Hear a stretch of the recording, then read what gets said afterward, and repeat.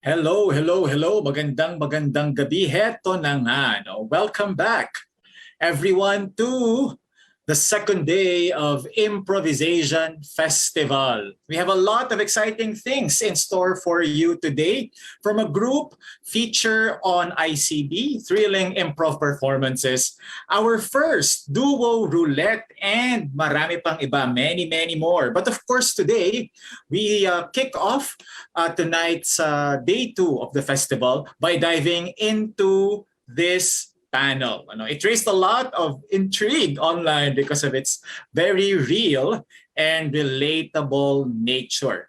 Today, we confront the experience of colonial mentality, how that affects us when we perform with our colonizers or former colonizers, and how we can take steps into healing from such a consciousness. And remember, you can check out our workshops at improvisationfestival.com. Yesterday, we also had our first panel asking the question, what is Asian Improv? Moderated by Gabe Mercado with Jay Wang from Beijing, Lakshmi from Bangalore, and Tim Yo from Singapore. And they had interesting insights on what makes Asian Improv unique, but what also takes root and connects with other cultures. And so this evening we have four panelists who will be joining us this evening. We have an improviser from Improv Comedy Bangalore, Siddharth Venkatesh. We have an instructor and also an improviser from Third World Improv, Aih Mendoza. We also have from Hong Kong's Lost in Translation, King Chan, and an improviser and a mindfulness facilitator from Pakistan, Maheen Mohammed. Ayan. They will be joining me this evening to talk about this topic, coming from different perspectives. Hi, hello. It's good to thank you for coming and joining us this evening. So siguro before we jump into our topic, it might be good to hear how the improv scene and or community is in your cities or in your spaces at the moment. Maybe we can start with Siddharth. Yeah, thank you, Ariel. Hello, everyone. So I basically am an improviser with Improv Comedy Bangalore. Hey, King, there you are. Obviously we're based out of Bangalore. So here, so the improv started just around 5 or 6 years ago. So in that sense, it's very nascent. But over the past 2 years, there has been this online explosion.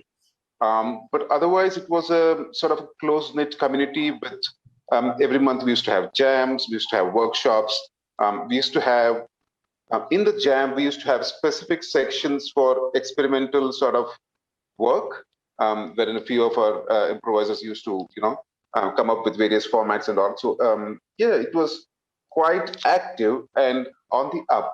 And then the rate increased quite a bit in the past 2 years. Yeah. That's good. That's good. So it's rising. It's you. I see the steep rise when you flexed your hand that way. Yeah. Thank you, Siddharth. That's good to hear. How about you, King? King from Hong Kong. Hi, everyone. I think the Hong Kong scene is quite, relatively speaking, of U.S. improv roots, I would say this, North American improv roots. But in recent, I would say 2 to 3 years, we've had a lot more people with multicultural backgrounds. So like people like me or my dual partner, Steph, who has grown up in Hong Kong and in North America and other places in Asia.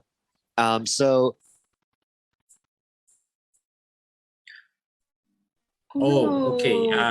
There's a lot of things happening at the moment. Yeah. King, we lost you for a bit. Yeah, we lost you for a bit, King.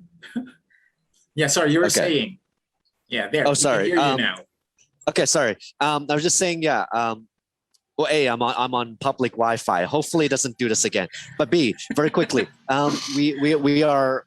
we're having more and more people of multicultural backgrounds, of like people who say grew up in Hong Kong but partly in North America, and that's in the last 2 to 3 years. So hopefully that has sort of made things a bit more diverse, and there's a lot more experimentation going on of like Cantonese and Mandarin and different languages and all that at the moment. So with a diverse membership now of players, then the improv community is taking a different turn Yes. also. Yeah. Yes. Thank you, King. Let's hear from Maheen from Pakistan. Hi, everybody. Yeah, so improv in Pakistan actually started years ago, right in the very beginning, with a team called Blackfish back in the early 2000s. And in the last recent several years, there's been a number of improv troupes and different people playing. Sort of all over, and it hasn't been super cohesive just yet. And I had a chance to join an improv community, and that's when I got started back in 2015, 2016, and it was absolutely fantastic. Such talented people here that I got to play with, and I was so grateful for that experience. And some of that faded since then. And since the pandemic started, I had the opportunity to do a lot of improv online. So again, the world opened up, and being able to take classes with teachers from all over the world, being able to play with different people from all over the world, has been absolutely has been really, really fun as well. And I've really appreciated that opportunity. Yeah, thanks, Maheen. Yeah, the borders are also being redefined in a different way, because of this experience. Of course, we're not thankful for the pandemic, but it definitely also blurred boundaries too. No, how about quickly? Can you please, describe the scene here in the Philippines?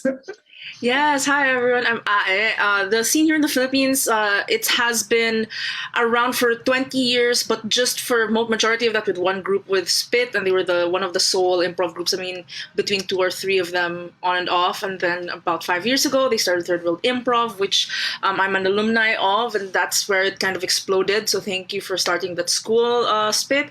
And it's been it's a homogenous community for most part. So it's been very purely Filipinos with white immigrants here and there mostly.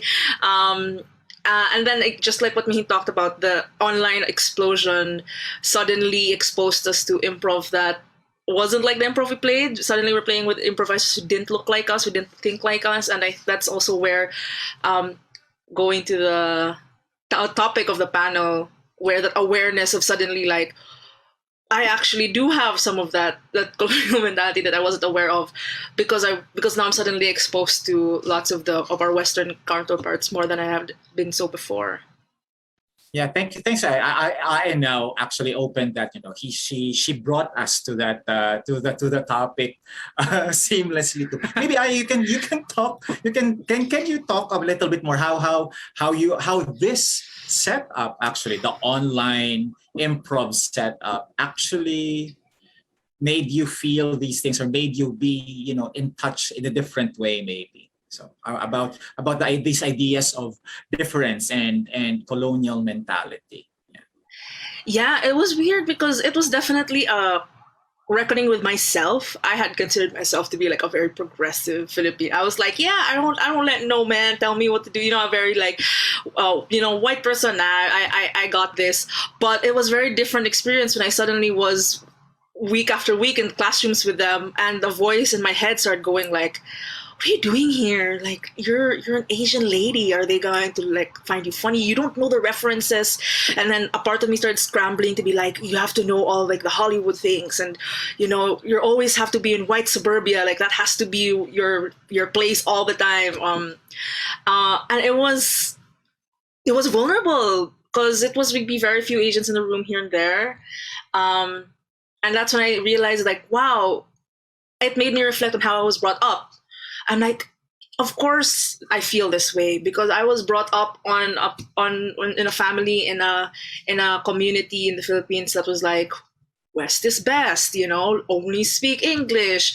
Don't go out in the sun because you're going to look dark and you have to pass off as, you have to look white as possible, or study hard so you can go to university in the States so you can marry a white guy. And I'm like, that makes sense. That's why I feel this way all these years later.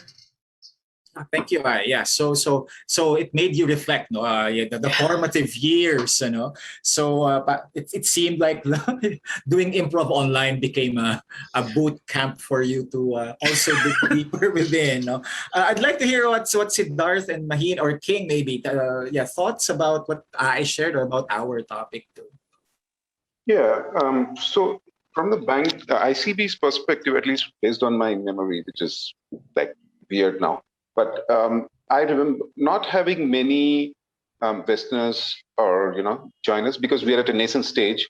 So I had a similar experience in terms of exposure to Western improvisers only when it became online. And for me, there was this hesitancy a lot, whether we are doing the right thing, follow the rules, is this how improv is taught, or whatever XYZ, right? Yeah, so that was going on a lot, but luckily what happened is I, for whatever reason, didn't stick to one person or, I used to take workshops all around, and that sort of, I wouldn't say normalized it, but brought the intensity down because I used to see different people in different rooms at different occasions. And that was like, oh, so even others are there. And from India, there were quite a few of us from India, actually, in the room, like, at least 4 or 5 would be there from India, a few from the Philippines. So, yeah, it wasn't so bad as it was initially, that it just sort of normalized. Yeah.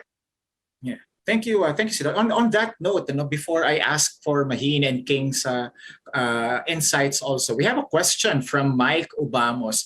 Would you say colonial mentality then affects your inner critic, as an improviser? Interesting, the inner critic, it's also sometimes being mindful of that inner critic, So, yeah, what are your thoughts about this, about this question?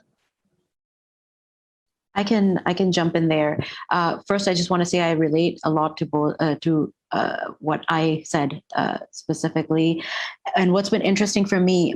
The question about the inner critic. So my inner critic is there, whether the colonial mentality comes in or it doesn't come in.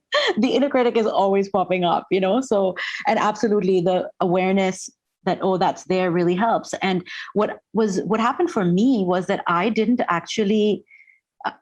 In a completely different context, I have started to think about my own internalized, colonial mentality, and I've been thinking about that a lot lately because of a different context, not an improv. And then I got this message from IA telling me about this panel, and that's when I started to reflect back on my experiences in improv in this global space. And that's when it started to come to me. So for me, it was a little bit of reflection in hindsight, because what I had started to recognize in myself, and it started in a different context, but I started to recognize that, wow, first of all, I've always kind of, this idea of fitting in. I've always sort of, I can fit in wherever I go.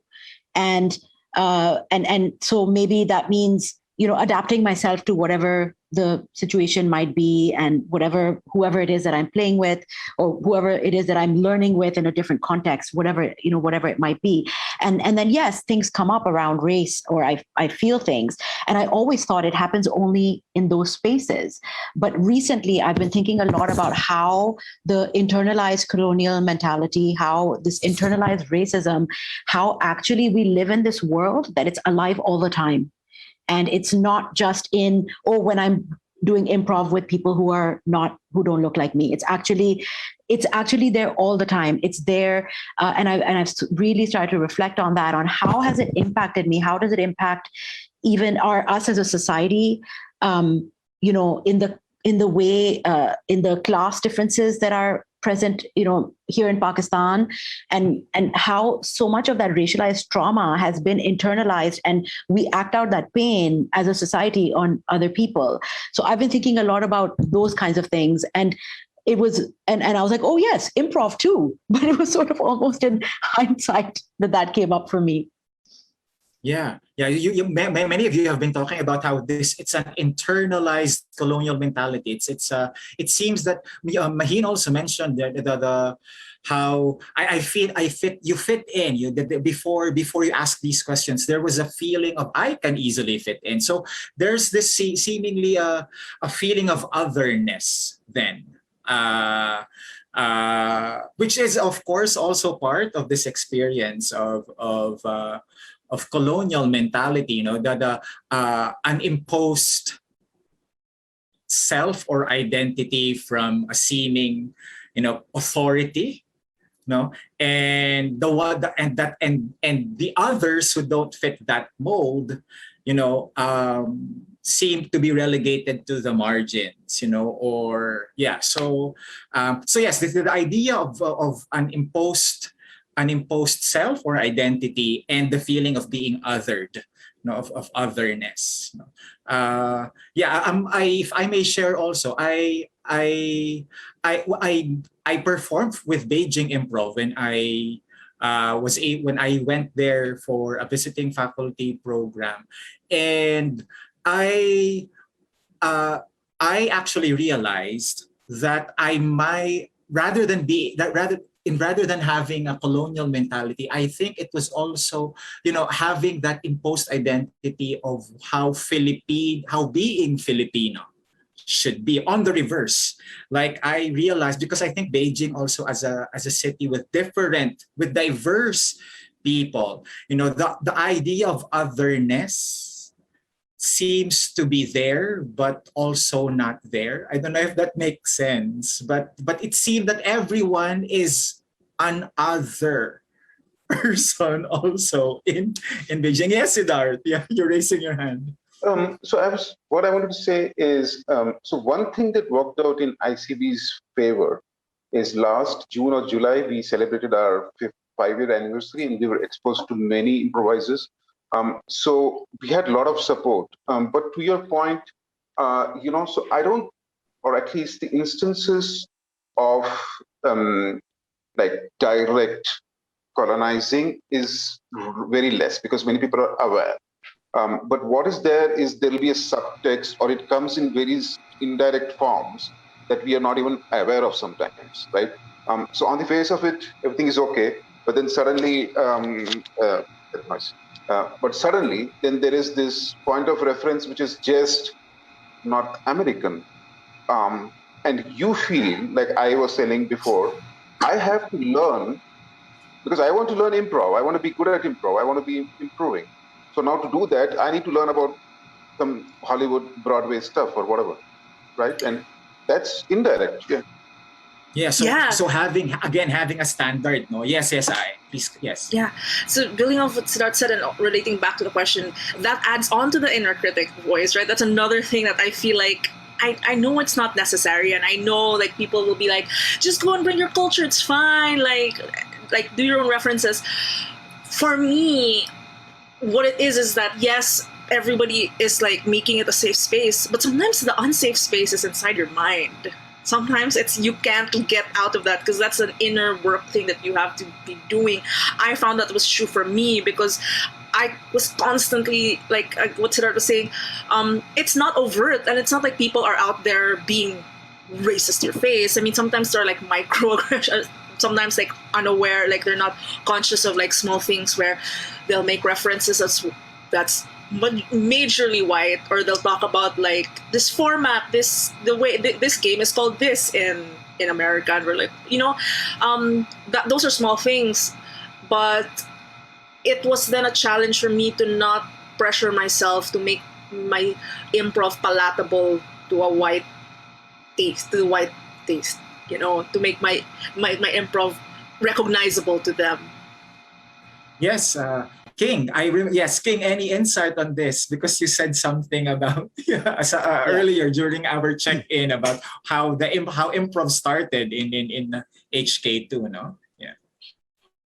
Yeah. So there's several things. Like Hong Kong has, as I would say, mostly maybe Chinese population.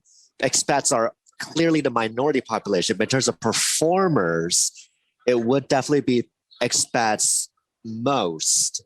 Like local Chinese or like Asians, less so. So that obviously impacts the audience that we have. It impacts the kind of shows that we do, impacts the references that are made into shows.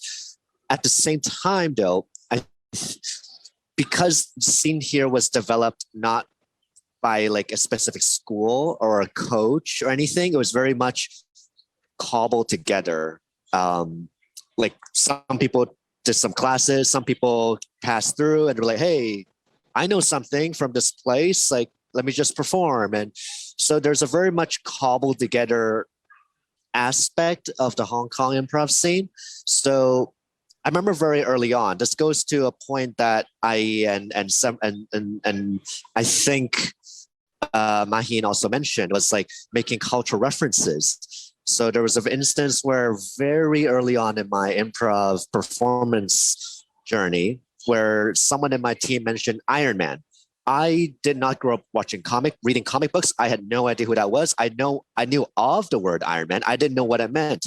And all he did the whole time, because this was a rehearsal, but all he did was like this. And I'm like, I don't know what that means. I'll just do Iron Man. He's very heavy. Da da da da da. You know, I don't know what it means and in a sense, because I was put on the spot, but I still stuck it out. I feel I earned the right to tell people if I don't know it, I don't know it. You know, if like, what are you going to do about it? And I think that there's some element to that of everyone has to fight for their own space to show their voice a little bit. So I sort of understand the colonial aspect. I don't think it's more than colonial. It's more of like, I think it's more of how far do you push your individualism in an improv scene when it's partly collaborative as well? Because that depends on your teammates. But how far do you push your individual aspects or individual background when they may not share that background? How far do you push it? I think that's part of the conversation here, I think. Yes, yeah, definitely, King. Yeah, I, the way you were telling your story too was how do you navigate the yes ending there, right? You were given a reference that you did not understand, but maybe was seemingly shared by a certain group of people, and how does the yes ending? How can a yes ending happen in such situation? So, yeah, I don't. We have other questions, but before we answer them, maybe I don't know if Siddharth, or Maheen has something to say with what King has shared. Yeah, earlier. I have an anecdote about lack of understanding references. I don't remember the exact word, but earlier some word came up in a scene way back, 1 year or 1.5 years back at the start of the pandemic. I had no clue. So King, at least he thought Iron Man was heavy. I just named my dog as that name. So whatever that word was given, I just called my dog by that word because I had zero clue. And the scene, which was supposed to probably go some way, just turned. And I didn't even realize it. I went afterwards and tried to check out the meaning. That's how it was. Thank you, Siddharth. Yeah. I think to add to what Kim was saying, there's definitely a feeling of liberation when you can allow yourself to be wrong and be I don't know that reference, but I'm not gonna let myself be ignorant about that, and that's fine. There's also, I feel like, an aspect of trust to the other person to be okay with you not getting their idea precisely. And I think when the distrust can creep in, or that doubt can creep in when you feel like there is a status play there is a little bit of like power dynamics when it's like, you don't know who Iron Man is. Like, what are you, you know? Versus like, if I'll talk about Tikbalans and Mananangals. You don't know what that is, but because of that societal, the thing that's already been put together, right? Where it's like the West pop culture is going to be what's reigning over, so therefore you must know that, and we don't care if you don't know your local references and stuff. It's not right, but it is something that we have internalized, whether I think we're aware of it or not. I brought that up, no, the how information, a certain worldview, a certain, not just pop culture maybe, but a certain way of seeing things. When you feel that your scene player seems to play that up, when information and knowledge becomes a currency for authority and power. Now, I don't know if yeah, because sometimes that can affect relationships that we can play. How does the improv player and your character navigate these things? Any insights on that? Yeah, I think that there's a few pieces to it, right? So there is, I think, I so agree with what you're saying. There is this sort of worldview or this idea that there's certain references that should be general and that should be known, that should be known by universal, everybody. no? That yes, those are universal. Those are universal, and those are the Western ones typically, and that everybody should know those ones. And so I think there's, we live in the sea where that's the case, where the standard, where the norm is this Western kind of norm that's been decided. So we live in the sea of that. And then, and I personally think, for me at least, I think that impacts even when we're not in spaces that are with our colonizers. I think it shows up. I think it's so internalized. It shows up even in just Pakistani spaces for me. It shows up in, other places like that as well. And so first of all, there's that. And then the other piece of it is so there's this worldview, and then there's what's internalized. So if somebody, says a reference and I don't know it, oh my gosh, there's something wrong with me because I don't know that. That's the internalized racism or the internalized colonial mentality that's showing up. So both are true. There's the internalized part, and there's there is a truth in saying that something is seen to be as more accepted or as more the more universal, as you said, Ariel.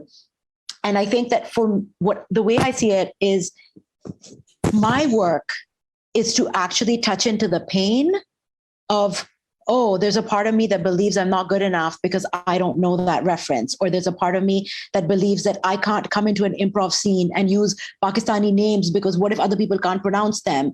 And what if, all of those kinds of things. So there's that part of me, and that there's a pain that I carry with that. And that's my work, is to touch into that pain and to let that breathe, let that be there, and to offer myself compassion for it. And at the same time, to also recognize that the other thing is also true. And can we call that out? Can we call it out that this has been determined as the universal thing? So both things, be with my own pain, give myself the compassion, the awareness and the recognition, okay, that's there. And then also calling out that, we're working in a space that this is what's assumed to be universal. And calling that out as well. Yes, thank you. I love what you're saying, Maheen. Like it's also a firm. I think that also dovetails with the first question about how your inner critic is also informed by how you have been silenced, how your identity has been silenced by this colonial mentality of a certain primacy, of an identity, of a colonial identity. The Andrea Gonzalez has a question that seems to be relevant to that. And how do you respond to that? When there is some feeling of animosity, when you are in touch with that feeling as an improviser, how can that be addressed when you are in an improv scene, or maybe should it be addressed inside or outside the scene? So maybe it's good. Yeah. What are your thoughts there? How do you call them out? When do you give? Yeah, yes, King. Yeah, so my improv journey, like there were a lot of schools of improv approaches, I suppose, nowadays. But the approach that suits my style, I felt the most convincing to me, because I'm the one who perform on stage, that's convincing to me, is you are responsible for yourself. Like you're responsible for the scene, but you are only responsible for yourself. And there is an element where when I perform with the people I perform with, you don't try to impose a premise onto your fellow players. So for example, as a general rule, unless we know each other very well and we know we are messing with each other, as a very general rule, I'm not going to step into a scene and say, hello, teacher, and just say you are the teacher right away, as opposed to I'm just going to step in, I'm going to be someone, but I'm not going to tell who you are. I'm not going to tell what situation we're in. I think that's one way. There's an element of trust in there, of course, definitely, as mentioned. But I think that's one way of sort of sidestepping any I think a lot of this is also preconceived notions of what is appropriate, what is higher status, what is lower status per se. But I think if you and your teammates have an understanding of you step in what you have, I step in what I have, and we will see where we meet in the middle, there is room to negotiate that in a different way. And there has to be element of trust in there as well. And yeah, I think that will help you navigate the preconceived or the conventional status quos per se, because that allows you, okay, just because I'm a student doesn't mean I won't have a higher status, or just because, maybe in an Asian traditional Chinese setting, perhaps, maybe the teacher has high status. How so? How is a higher status? Maybe in a flip outside of school, maybe it doesn't. Like, there has to be some element of trust of when we move to a scene, don't impose to me right away. Don't say, oh, you are lower status because da da da da da da da. No. And if there's some element of trust in the sense of if someone does that to me, I'm going to push back and say no, because as a performer, if I'm uncomfortable, the audience can see it.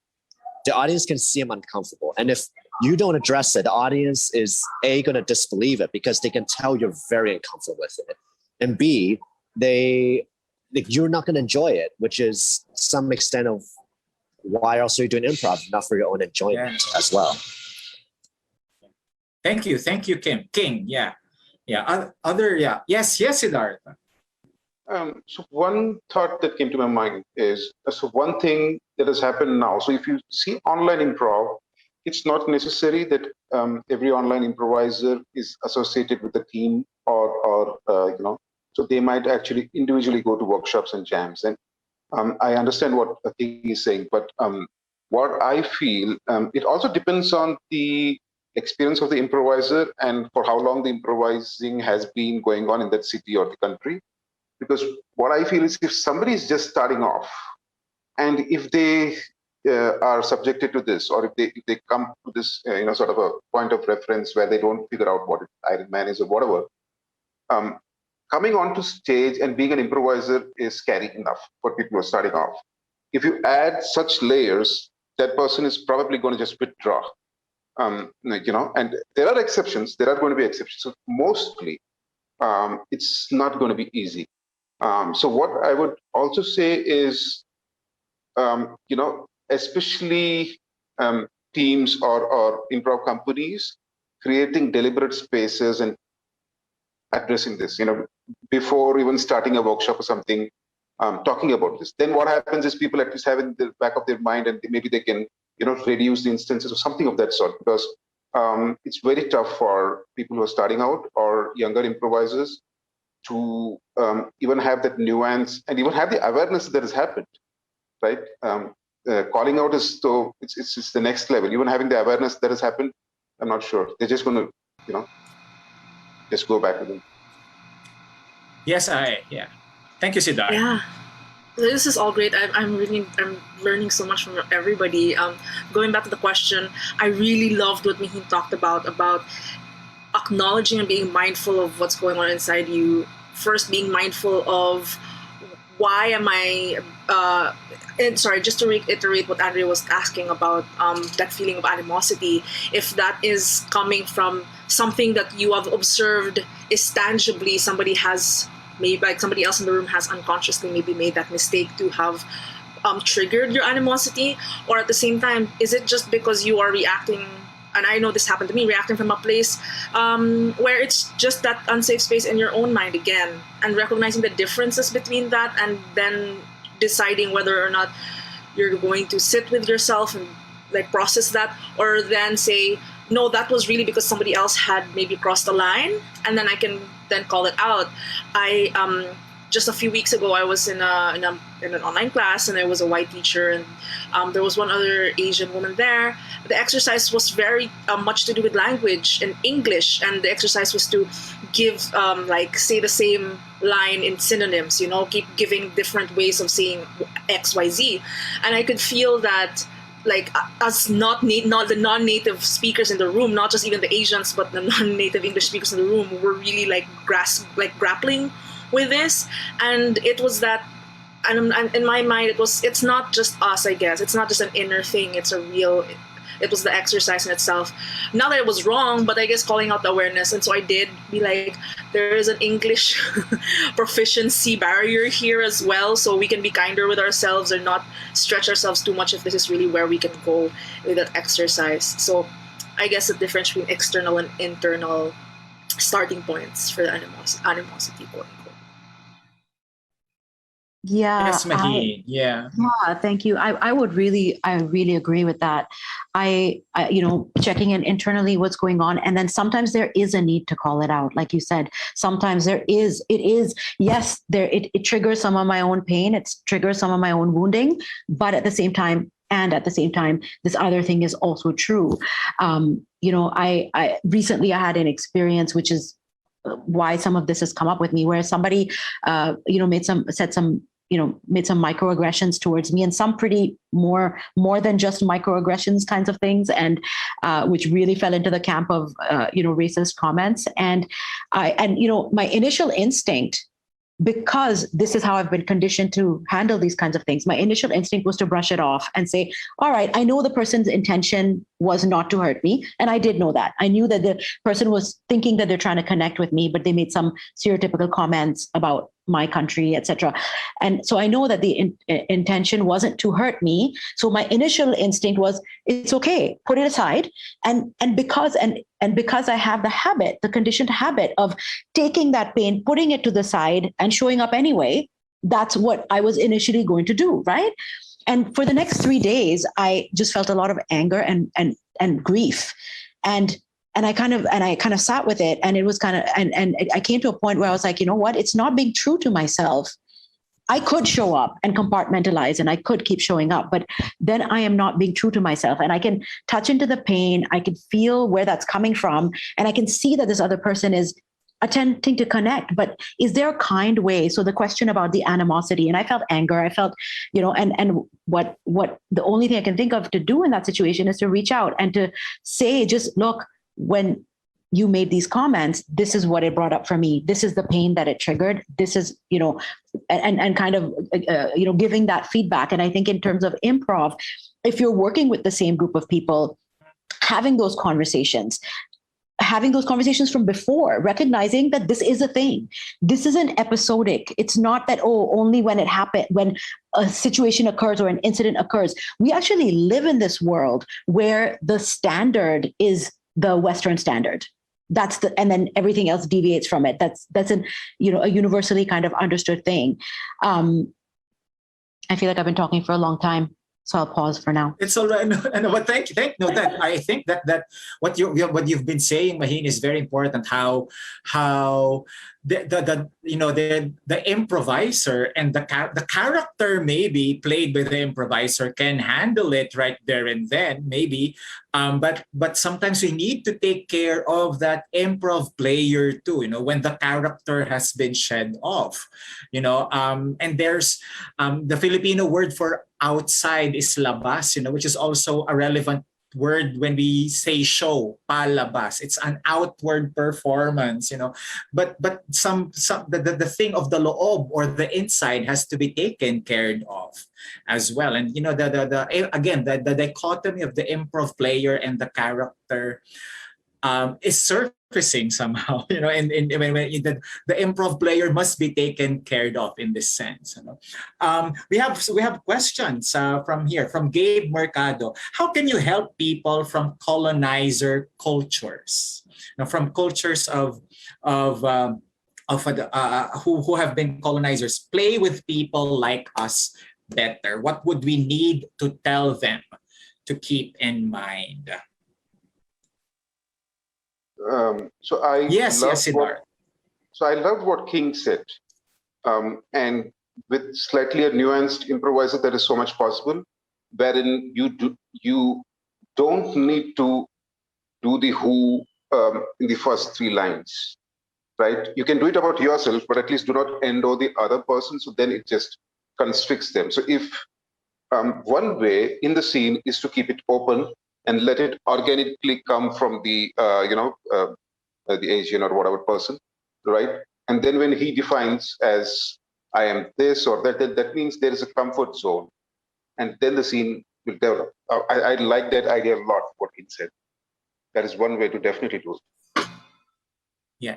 Any other insights? Yes, Yeah, for me, I've been fortunate enough to be in many classrooms led by Western teachers that have done, I think, a good job at alleviating the tension. And I think it's simply just acknowledgement, really, because it's not that you're responsible, and it's not them. They're not going to solve the problem, because it's not that they're currently colonizers. It's like a former, right? Like as you said, they're former colonizers, and a lot of the work is internal, and it's deeply rooted in class, in our own societies, in our own where we grew up, and that's a whole different kind of worms to open. I think it's just simply acknowledging that this is what is true, and lots of great teachers will acknowledge that. For example, this game is called I Am a Tree. That's popular here in London, but maybe you know it a different way from where you've come from. This is the rules. Raise your hand if you know this game. It might be called differently, or they'll talk about jargon. They'll be like, oh, so this teacher, then you might not know him. He's a teacher from Canada, for example, taught this, and just not non-assumption that you must know this. So acknowledging also the different cultures in the room has been helpful for me in those situations where they say we have friends from all over the world here, and we'll be mindful of each other's preferences, sensitivities, or feelings that might come up, putting in place systems where we're allowed to walk out of a scene or to call out things like this made me uncomfortable, and that even outside of the sensitivities of colonialism, it touches on everything else, right? With identity, with sexuality, all those things. Yeah, thank you. That seems to also answer, Ali Ship, or Velvet. What can Western culture jam moderators do to alleviate some of this internalized tension? Like setting that space, that where diversity is, and that it's a safe space where people can retreat and also express if they feel that they are also they feel triggered or unprepared, with what has been said. King, and then Maheen has something to say. Yes, King. Sorry, Maheen. I may have cut the line or something, I think. So I think I would say there are three ways you can approach it to make it work. One, obviously, if you're performing in a in a troupe which which you will perform regularly with, you definitely should have that discussion. I think if anything, online improv is promoted is the discussion of boundaries, physical, mental, topical boundaries. What are the boundaries which not necessarily you cannot touch, but what are the issues which you have to be a bit more delicate about? Like your team, if you're performing with a regular group of people, everyone should have understanding. You should be friends. You should have an understanding what it is you should be touching on. If it's a jam, obviously it's a little bit harder, but it's not like it's a. But my personal approach would be either this is a technique I learned from a workshop run by Ari, which was you endow your partner with those attributes. So like say I'm playing with a partner who has never been to Asia. And instead of me playing the Asian role, I will endow him or her with those Asian roles. Oh, you are like that, da, da, da. Just to like put them in a very awkward position. In a sense, it's a very aggressive thing to do. But at the same time, they're in a very new space for themselves. And then that's like a way of everyone understanding what is it like to play in a traditionally maybe Western cultured, possibly lower status position, because now I've put you in that position. And I know it goes against what I said earlier, but it's a way to make the other person understand. Don't do this to me. It's by example of, here, why don't you try that? It's not as fun as you think it is, so stop doing that to me, kind of thing. It's a bit aggressive, but I think you only need to do it once. And I think everyone who's on stage should understand very quickly that you should not do that. Thank you, King. Yeah. So, letting the other person feel, how how it is. Yeah, Maheen, yes. I wanted to just answer the question about the allyship around from Western moderators and teachers from Western cultures. And I want to specifically say, so I think that for me, I can only speak for myself, but I think generally for me and possibly even for other, people of color or people from colonized cultures, I know I have my own work to do. I know I have my own work to do in terms of looking at my own pain. And I would want to invite people who are from the culture of the colonizers, specifically, more specifically white people, to do their own work. And that I think is important if you're going to be a teacher, if you're going to be a moderator, people who are doing that to do their own work, to do their own, to examine what are their own, what comes up for them. And there's this work is, these are difficult things to talk about. And the first step of it, I think, is to recognize, there's this teacher, Resma Menachem, who basically says that the truth of the current world that we live in, the world that we live in, is that the white body deems and has deemed itself the supreme standard by which all bodies' humanity shall be measured structurally and philosophically. And if you don't understand that point, everything else about race will confuse you. So we have to first recognize that this is the water we're swimming in, that it's not episodic, that this is the water we're swimming in. And if you recognize that, then once you recognize that, then we're all in it, and it's no one's exempt from it. There's no space that you can go to, no place that you can go to where it's not there. Whether you're with people who look like you or people who look different from you, it doesn't matter. There's nowhere you can go, and so we all have some stuff to inquire into for ourselves. And so my invitation would be for people who are moderating to do their own work and see what comes up in there.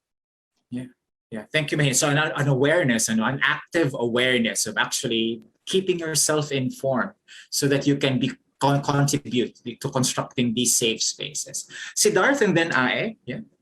Yeah, I want to make 2-3 points. One is the more we, we sort of improv with our friends across the oceans, West friends, they get aware, we get aware, and it's a long-term process. The reason I say that is, one thing that actually intrigued me is when we were starting off, most of the Asian, Indian, Philippine, and other improvisers used to do midnight classes. They still do. Many of them still do. And only recently have people started saying Asian-friendly class versus Europe-friendly, and what. So there's a distinction. So so these all the folks will catch up for sure. What I'd also like to say is in general conversation on boundaries, racism, discrimination, setting a safe space before a class, even though if it is not specific to colonizing and cultural misappropriation, etc., but it helps a lot, because at that moment it's almost like a switch when people know that they need to at least take care of certain things, and that helps, and that happens a lot. In fact, that is one of the most important things that I've learned from online improv, is to have safe spaces, talk about boundaries, etc. Thank you, Siddharth. Yeah, Aih. So this is a very brief example and anecdote of one of the most powerful things I think that a Western-based moderator or teacher had done. And this was a class in the nursery, and the teacher was Jules Mundt, and he had acknowledged, after a couple of sessions with that class, he had acknowledged that there were maybe like 5 to 6 nationalities in that and cultures in that room, and had just then, for the first time after a couple of sessions, given space to celebrate that, and just told us, hey, not that we needed his permission, but it just gave the acknowledgement of being like, hey, let's play with your, give names from your own culture, and let's give each other, not just that it's from me as instructor, but it starts with me, and inviting everybody else to do the same thing, where we're creating and expanding our space for each other. And we all, called each other. I used Filipino names, I got called Italian names, and it was very fun. And it was like that, it just made it a celebration, I think. Because diversity, and just like the festival celebration and diversity makes us all better. Yeah. Thanks, Aih. Yeah, before we have our last question, yes, King. All right. Sorry, very quick. Jumping on what I just said, very much of, I think a lot of it can come from the moderator or the coach or the leader of the group, in the sense of, I think more emphasis needs to be put on the very fundamental principle. We lost King for a bit. Yeah. Yes, and King, yeah, we need you to repeat that. Hi, King. No. Yeah. Sorry, so you hear me? Sorry. Yes, now we can hear you clearly. A while ago, yeah. Sorry. Yes, hear me. I was just saying that I think more emphasis needs to be put on a very fundamental aspect of improv, which is anything can happen, in the sense of, especially even at beginner level, of just opening up the possibility. Say if a student does one thing, and then and just leaving the letting the students know that this may still be a good thing, even though it may not be. It's a matter of, a lot of time it's a matter of taste. And I think improv can do a much better job of telling, of letting beginner students know that anything is possible. I think that sometimes it gets lost, especially with maybe certain coaches who have not had exposure. Yeah. Sorry, did you catch any of that or no? No, I'm not entirely sure. Got most of it. Yeah. Thanks. Yeah. Thanks. Yeah, we got most of it. Yeah. Thanks, King. Yeah. Maybe before we, it's almost that has been almost an hour of sharing insights. Of our main question on feelings, on insights and experiences of colonial mentality. Maybe it's good to hear also one or two stories of how, how something positive, how can you tell us about the time where improv provided a safe space where perceived status difference between colonizer and colonized was somehow addressed or mediated, or maybe while playing? Did you have a specific experience where that happened? Yeah. Yes, Siddharth. So this was a Recording stopped. this was a Jonathan Pitt's workshop, and we thought at the start of it, for 15-20 minutes, we were just discussing certain aspects like boundaries, accommodations, including cultural stereotypes. Till that point of time, I had not heard. So generally, cultural stereotypes do not come. What comes in is punching down, punching up. But this was the first time that I had heard, and that it informed me as well, because I started thinking about how I represent my own culture. But yeah, that was one of the first times where this space was created by JP. It was lovely. Oh, I just wanted to say one more thing before. Such a powerful thing that I said of "I am a tree," and a couple of weeks back I was in Ari's session, and he just tweaked the exercise and said, instead of saying "I am a tree," say "I am a samosa," which is an Indian dish. And it led to such different scenes, unbelievably good.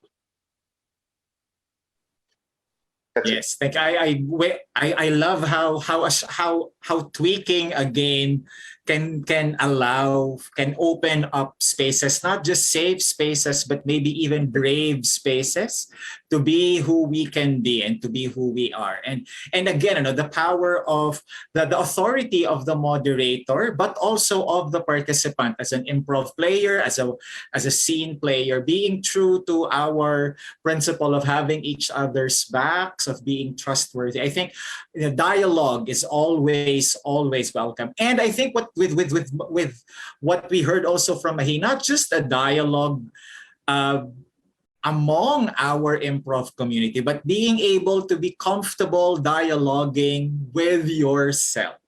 Being able to mindfully dialogue with yourself, because maybe realizing how an internalized colonial identity or colonial mentality has also prevented us from letting our truer or a broader, truer self also come out. Once again, thank you very much. Thank you, Maheen, King, Siddharth, and Aih. Just one last statement from everyone before we end our second panel for today. Aih? I would like to, say that this was a very valuable conversation, but it's also the first. And I think that it can't stop here. There is work to be done on both ends, in our own selves, what Maheen was talking about, recognizing even in our own home spaces, are we putting ourselves in the lower status as in our own circles, even without the white person? Are we making the white thing better unconsciously because that's how we were raised, and being able to recognize that? And it's not going to change overnight, but doing that work also, and on the end of our white counterparts, is to support us through this journey, and also give the space for that to happen, and not the awareness and that mindfulness is really so critical and foundational. Siddharth? I totally agree. What I also want to say is, I want to definitely say that many people whom I've interacted with online are actually aware. Maybe because I chose the right persons, I'm not sure.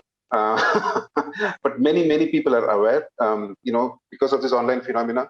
And I absolutely second it's this, we need to, all of us, we need to improve this as a skill set of getting more aware, trying to call out stuff. And call out doesn't mean aggressively, maybe just having a conversation. And that will go a very long way, because sometimes they just don't know that they're doing this. And maybe just telling them right onto their faces might actually solve the problem. Thank you, Siddharth. Maheen? Yes, I agree with both Aih and Siddharth that that yes, we need to look at ourselves. We need to, and it's help. And when we see it, we can call it out. And that this is definitely just one of the very first conversations. I hope that we'll have more of these, and that we can have more of these in our communities and with each other. And I think, lastly, just that even as we check in with ourselves and we start to recognize some of these, the way some of this mentality has been internalized, that we do that with kindness, because it's so much harder to accept what we've been believing for a long time if we judge ourselves for having believed it. So just meeting that with kindness and with curiosity of, okay, what's going on here? So I think those would be the last points I would say. Thank you. Thank you, Maheen. King? Yes, I definitely agree. I think this is, for me, even, this was a great conversation to have. I learned a lot. And I think it's a good conversation to have with your community, the community that you're involved in, whether online or in person. I would definitely say, jumping on what Maheen said, is not only do you, to give each other the safe space to do it, but give yourself permission. If you're a performer in any capacity, even rehearsal, give yourself the permission to try something different. Give yourself the permission to, what if I bring in tonight, in a 30-minute performance, I'm going to bring in one local element, anything. Just remind yourself, no matter what, before I step off stage, I'm going to do one thing. See how it goes, see how it feels, test the waters, because you have to push yourself to push the boundaries. That is part of the conversation, I think. Yes, thank you very much. That was a bad Tim, that we lost you, but I think what you said, giving permission to be yourself, giving permission to be yourself. It's a very actionable thing. Thank you very much. This has been a wonderful conversation. And yes, the conversation has just begun about these things. Thank you very much for joining us for panel 2. Tomorrow, of course, we have more panel, and on Sunday we have 2 more panels. But as for today, the Festival 2, Day 2 has just started. So hit refresh on our FB page, and the next live performance will be the next video. Block 4 brings GG Improv, the Words and Feelings Show, Modern Schemers, and City Lamps Playback Theater. And of course, you can always check out our workshops at improvisationfestival.com. Thank you very much, Aih, Siddharth, King, and Maheen. Ako po si Ariel Diccion. I'm from Spit, Manila. Thank you. See you at the other festival events.